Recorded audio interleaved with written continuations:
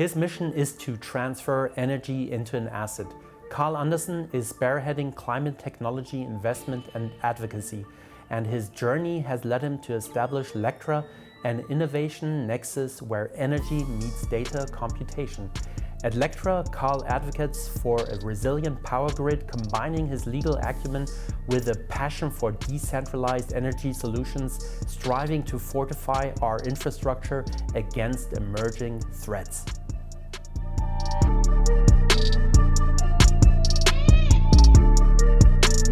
Capricorn Connect. People, potential, technology.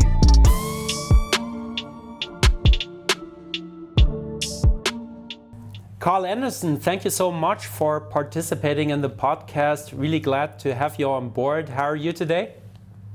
Doing fantastic. How are you? I'm great. Karl, you founded such an interesting company. You're an entrepreneur. Your DNA is entrepreneurship. I listened to a couple of your podcasts. Really super interesting, your background. Maybe you tell our viewers what was your motivation in founding Lektra? Well, several things, but mostly it was that I had been running a private equity fund in Norway and the Nordics for some period of time, and what I noticed was that there was a lot of grid constraint within the market in Norway. Most of their market, 70% of cars on the road are EVs, which is crazy. So, and that happened, they electrified super fast, and we noticed that there was a ton of grid strain, and so this was a problem globally. Well before AI came out, but a lot of demands on power on the grid. And so, in order to, and the other problem was that solar owners were selling back to the grid at really low prices. So there was there's a few things influencing this. And it really was like, there was a light bulb that went off. There's two markets in energy. One, oil and gas. And in oil and gas, it's a competitive market. You drill oil, you sell it, whatever. In the electricity markets, okay, let's say I have a solar panel, but where am I going to sell that energy? I'm either going to consume it or I'm going to sell it back to a grid. What's the price for that grid? Well, the grid is a monopoly. It can dictate whatever price it wants. That was driving me a little crazy, especially having come from a finance world. And so that energy, the price points of solar had come down tremendously over the last 20 years. I mean, it's like 3 cents a kilowatt to produce it, but then it still needed subsidies. So that didn't stack up to me. So I was trying to figure out what's a different offtake that could buy this energy for way more money. And so in Norway, we started thinking about this. We added charging stations. Charging stations make 50% margins. They're pretty good. And Norway, as it electrified really quickly, we said, all right, so let's think about that. But then on the horizon, you could see ChatGPT coming, AI, and the demand for power. And we said, okay, that's when the light went off. We said, if we actually co-locate, so we have these energy management systems, if we co-locate what we call an edge scale data center, not a hyperscale data center, but an edge scale, which is much smaller, and we connect that through the internet to a decentralized cloud, well, then the revenue is tremendous. And, in our model, people are making anywhere from $2 to $10 an hour, as opposed to 6 cents a kilowatt hour by selling back to the grid. So the unlock for me really was like, empowering the solar market or the distributed energy market to drive more revenues so that they could build more infrastructure. And that's what Lektra unlocks. It allows, edge scale data centers to grow. Edge scale, we mean 20 megawatts or below.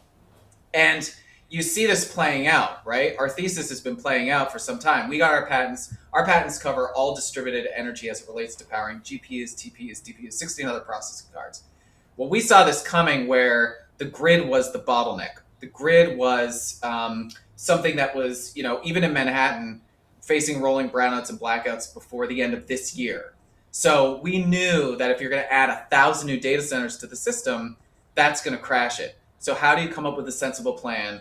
Because you still want to be competitive in AI, but how do you get that power?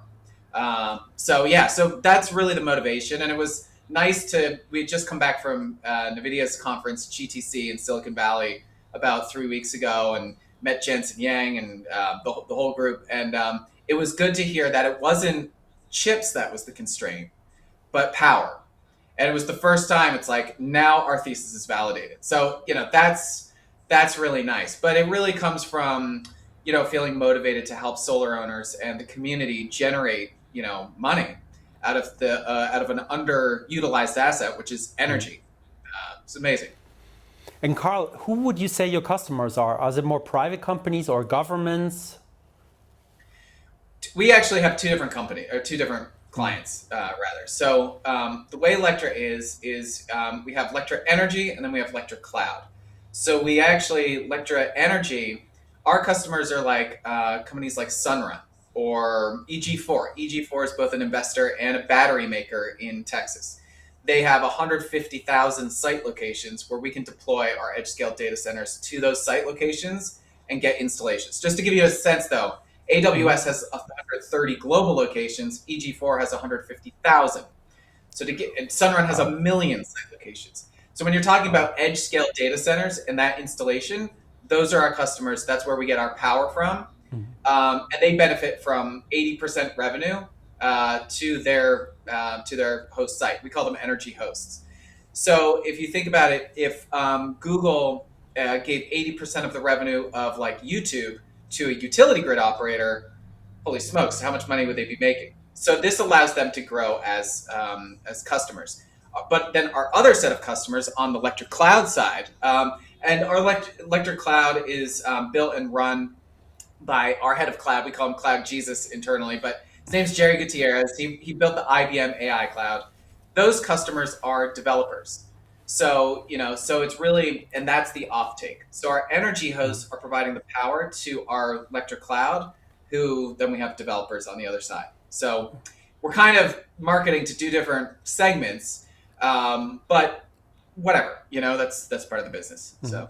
And Karl, where do you sow the growth markets for your business? Is it Europe? Is it Asia?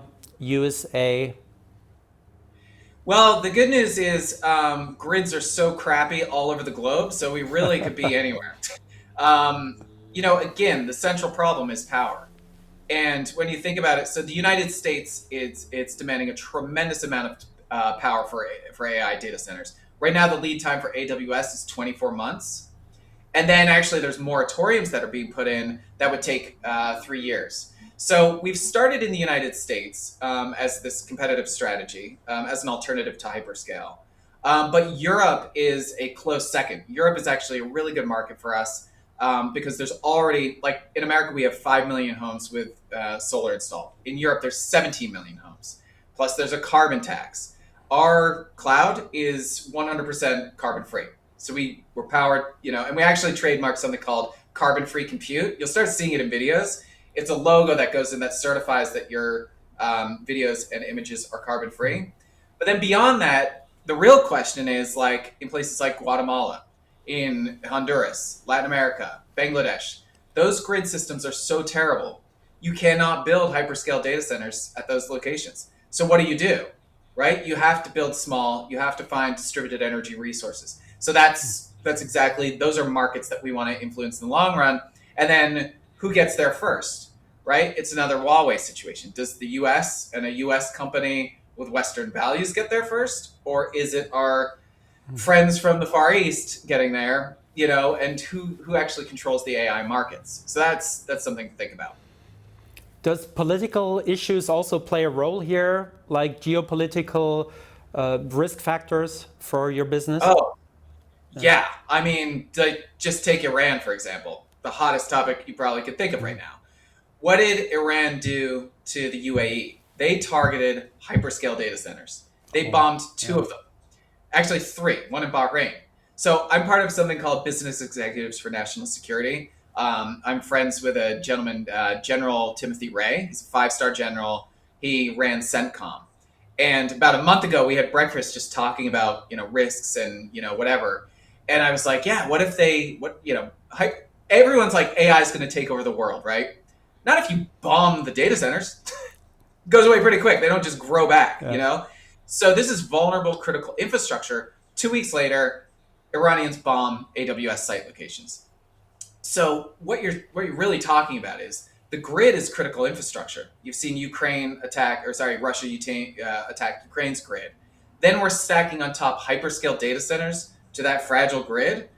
Like, no, there needs to be another model. So edge scale data centers, the beauty of edge scale data centers is they can be built small.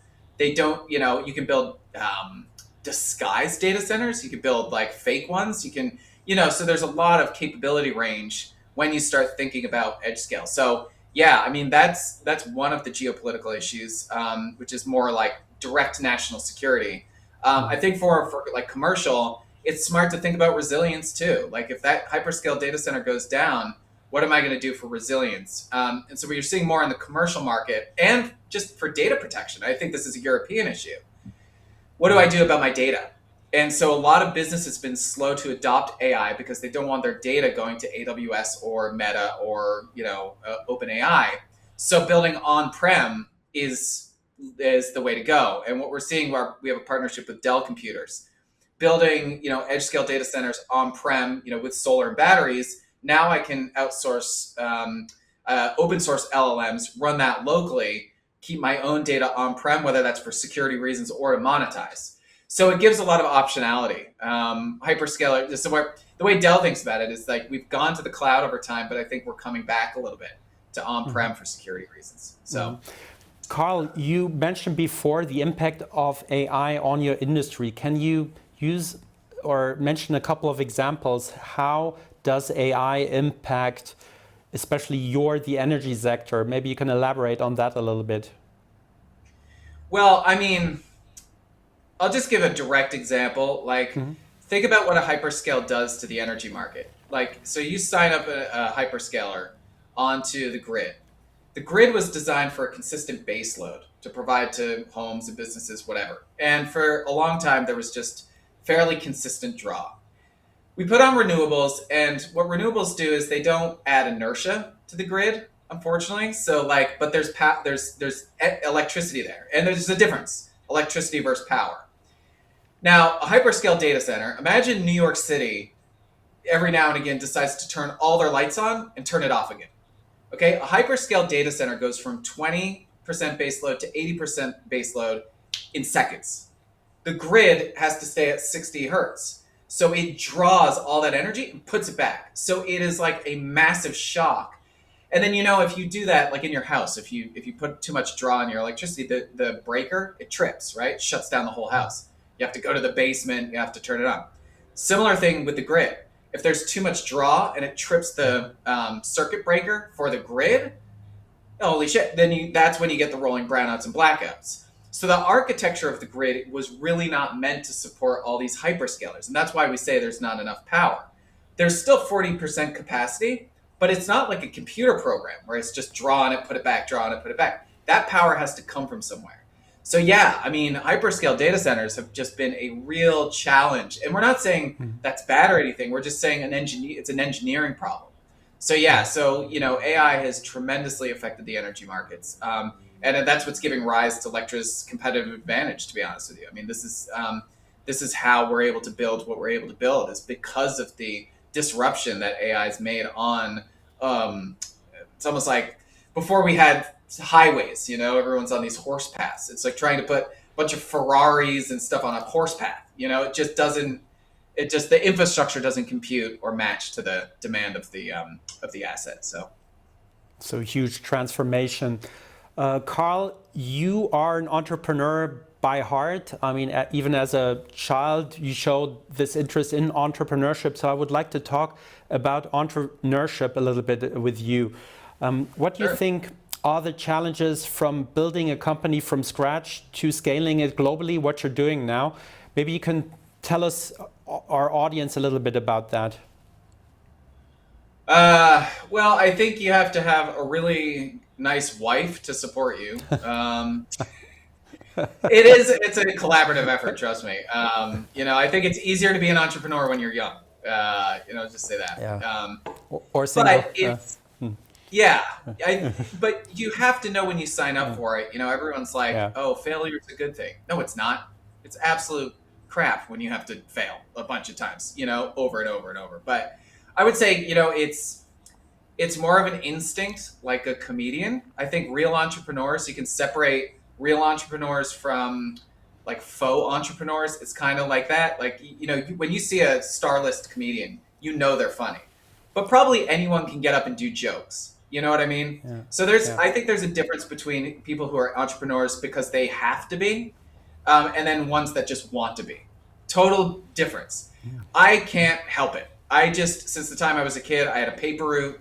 I was like, how many customers can I get? How many things can I, that was what drove me. And, then I did work for a firm for a brief time until I started my broker dealer.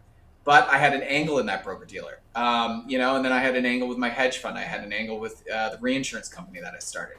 Not all successful, by the way. There's several elements in entrepreneurship. Is the market right for the current time period? Is the team right? You can have, like, I related to movies because we were talking about movies before. There was a movie that Johnny Depp was in, and he, it came out during, it was a Disney movie, star-list thing. He had just come off Pirates of the Caribbean. It was a movie called Conrad. Ever heard of it? No, right? I heard of it. Because yeah, maybe. Not sure. But guess what happened? COVID hit. So no one went to the movie theaters. The distribution just absolutely failed, and it didn't make a return on its money. So that's an element where you had Disney, Johnny Depp, all the right elements, but the market just fell out from underneath it. So as an entrepreneur, you can't control all these things. You're lucky if you get 3 out of the 5 things that work for you. With Lektra, this is why I think it's such an opportunity, because, I feel blessed because you realize it has something to do with your ideas and your entrepreneurship, but it also has to do with market timing. It has to do with the team you find, has to do with their willingness to put in the time and effort, to actually build the company. And it takes a lot of time and effort. And I would say, also, I think a good entrepreneur does know how to fail fast, though, kind of knows how to get their ego out of the way and just, let's do the work. What is the work that gets us to, selling whatever the product or service is into the market? And then not having a monologue in your head where it's only you that has the idea, and that, when you build a company, it's a dialogue with your customers. You start working an idea, and it's kind of like a joke. You tell it the first time, did it work? What was the response? And then you get this feedback of, oh, that's what I need, the timing, what it needs to, and how to refine it. It's the same thing. Companies are like living organisms that need to be refined. Companies are not a thing, they're a process, and so you have to refine that process constantly, and it has to be adaptable. One thing Elon Musk does right is he runs all his companies almost like a startup all the time. So you are ready to pivot and change as the market changes. And so creating an architecture and process, that's what I've learned from growing companies. I've had in the past rigid processes, and it's garbage. So yeah, you got to move on. So flexibility is important, a certain modesty, maybe humility, to be open to feedback from customers, constantly adopt, improve. Yeah, I mean, Jeff Bezos, and I don't mean to quote all the richest yahoos out there, but Jeff Bezos did ring true, and he was like, "Listen, the only thing I'm focusing on is customer service. If I can give these people," which sounds so basic, you think there's some interesting formula or whatever. No, it's the empathy for your user. It is putting yourself in their shoes. What do they want? What makes their life better? How can they wake up and your product makes their life easier? That's what you should be thinking. Not how am I going to be cool and how is my company going to be cool? You're going to be cool if you do right by the customer every time. And so I took that to heart. Sounds cheesy, but it's totally true. Totally true.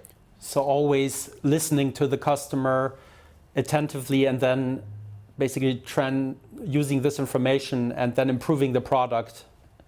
Yeah, but I mean, you've experienced it yourself. You can go to a hotel where there's amazing service or bad service, and every time you're like, even if it's a 4-star versus a 5-star, if the 4-star had really good service and it was nice and they treated you well, like, well, I actually prefer to be there, And I think it's true with everything. Hot dog stand can be crappy or it can be great. Pizza place, I live in New York, so clothes, everything, right? So, and people who love their product, love what they do, it shows, So.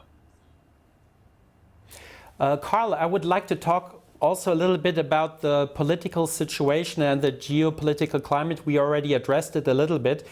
Are there any other hurdles, like concerning the whole climate politics issues, that also affect your business?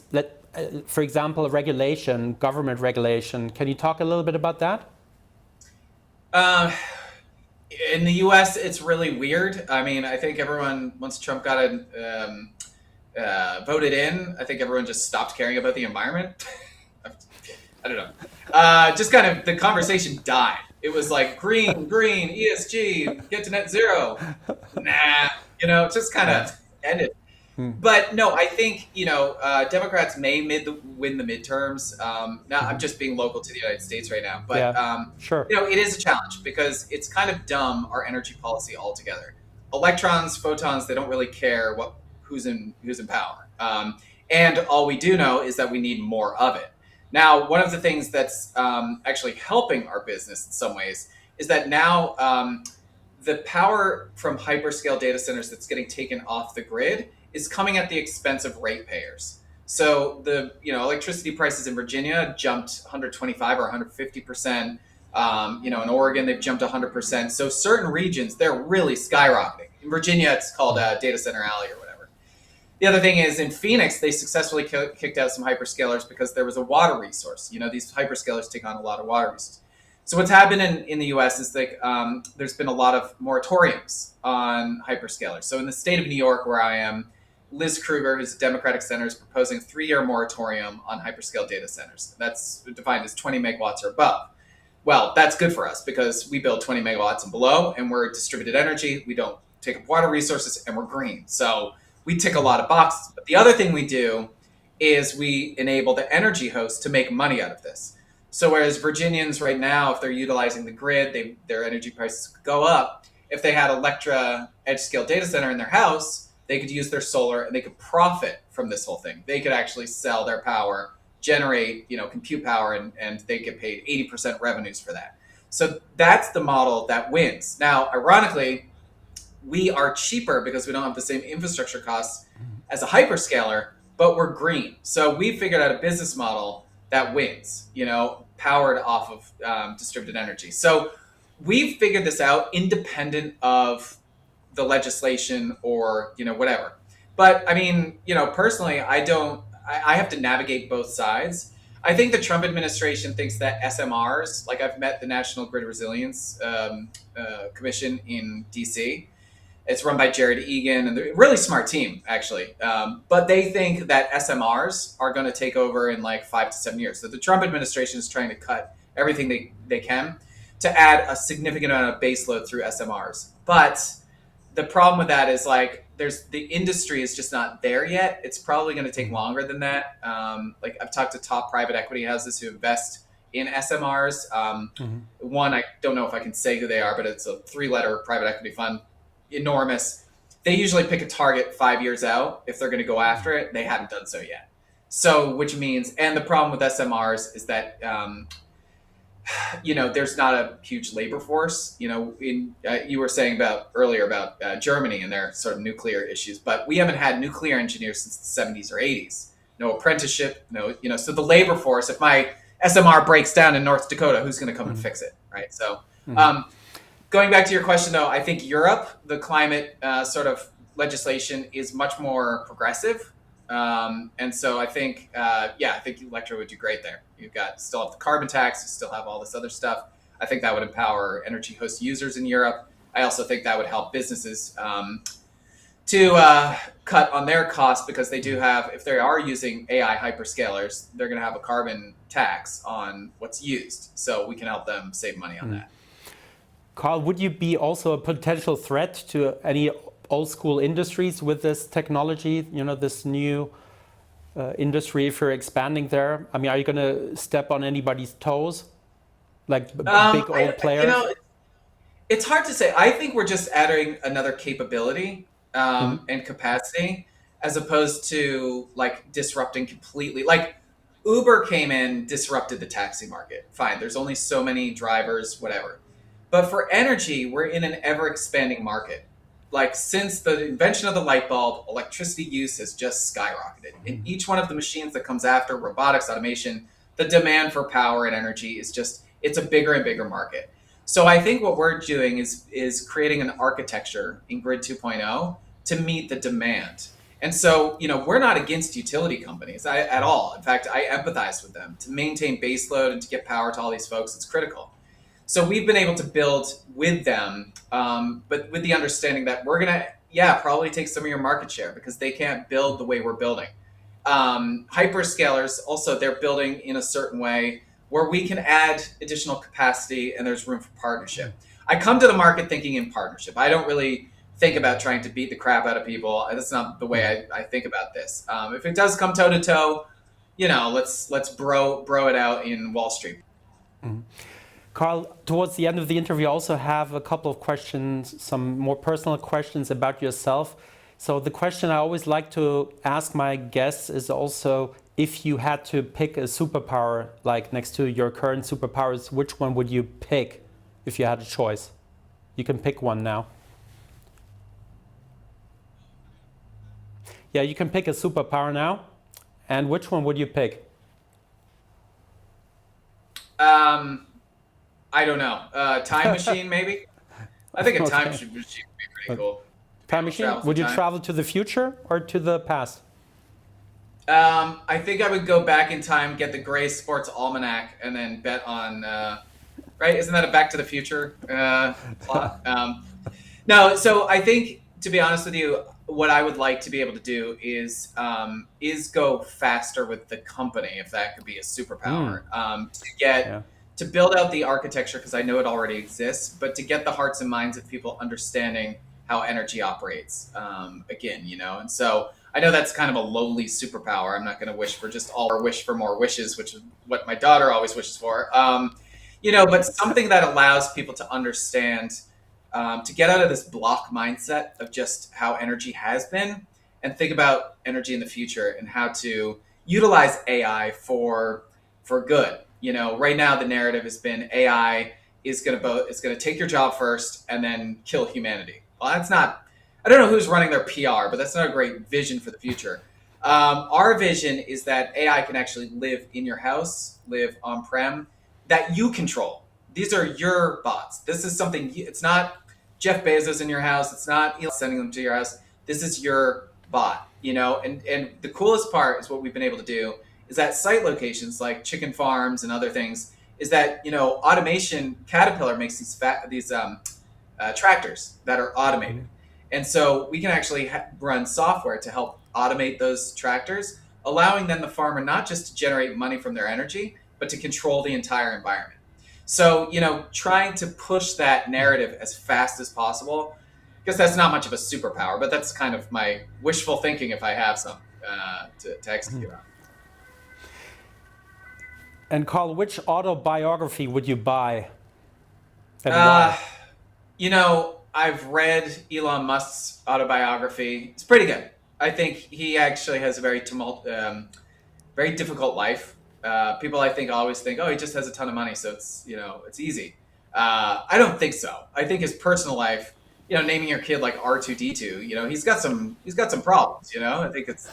I do take inspiration actually from other autobiographies like Thomas Jefferson. I know it sounds so cheesy. Actually, there's a comedian who says if you're reading history too much, then it's early onset republicanism. So you're destined to become a Republican if you're reading too much about the founding fathers. But to be honest with you, Thomas Jefferson was an awesome president.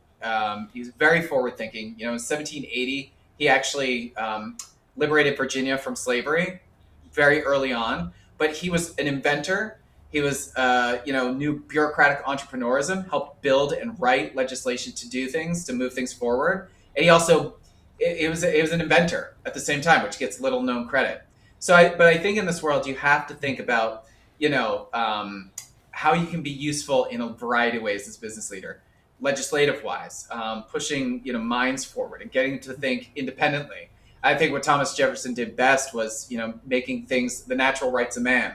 What are my natural rights? What can I do as a person to make my community better, have duty to my country and this sort of stuff? But, when you are able to build at your own home and build your own energy and build all those things, I think a lot of good things come from that. So those guys were kind of some of the first entrepreneurs in America. So I kind of love reading about that.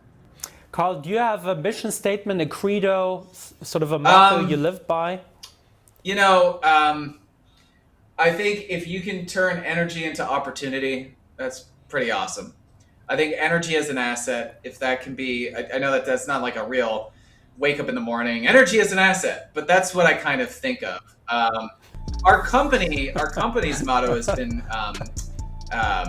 powering intelligence, because, we're both, it's combining artificial intelligence and the power markets. What are we doing every day? We're taking power, and we're a backbone of intelligence. It's energy, it's power. So we think about this constantly, is how we can use energy for multiple things, and domesticate it. So that's kind of a mantra, I guess, of ours. Karl Andersen, thank you so much for this talk, this wonderful podcast. Really enjoyed it. I wish you all the best for your company, for Lektra. Yeah, man. I really appreciate it. It's been whatever you wish for.